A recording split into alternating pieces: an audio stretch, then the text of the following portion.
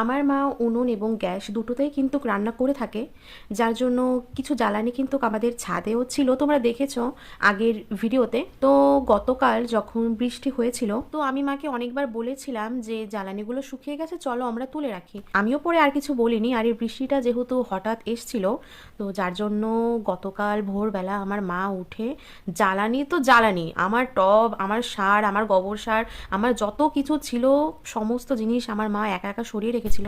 একা একা রাত্রেবেলা ছাদের লাইট জ্বালিয়ে সব কাজ করেছে। আমি যদিও বা টের পেয়েছিলাম যে মা ছাদে গিয়েছিল, তো আমি সত্যি ভাবতে পারিনি মা একা একা এত কাজ করেছে। আসলে অনেকগুলো জ্বালানি ছিল। আমার সকালবেলা ছাদে গিয়ে অনেক খারাপ লাগছিল যে মা একা একা অনেকগুলো জ্বালানি কিন্তু একা একাই সরিয়েছিল। কিন্তু কি আর করা যাবে, আমি তো মাকে অনেক আগেই বলেছিলাম সরানোর কথা। ছাদে গিয়ে আমি আমার গাছগুলো কিন্তু আবার ঠিকঠাক জায়গায় রেখে দিচ্ছিলাম, যেহেতু ছাদে অনেক শুকনো পাতা হয়ে গেছিল। আর তোমরা সবাই জানো যে আমি যখন গাছ লাগাই তখন আমি শুকনো পাতাগুলো কিন্তু নিচে দিয়ে রাখি। সেই জন্য আমি কিন্তু এই পাতাগুলো হাতছাড়া করতে চাইনি। মা ঝাড় দেওয়ার আগে আমি কিন্তু সমস্ত টব জায়গায় রেখে ছাদটা পরিষ্কার করে ঝাড় দেওয়ার পর ওই সমস্ত পাতা কিন্তু আমি বস্তায় রেখে দিয়েছিলাম। তারপর আমি ছাদটা ভালো করে পরিষ্কার করে ঝাড় দেওয়ার পর কিন্তু আমার ছাদটা অনেক বেশি সুন্দর লাগছিল।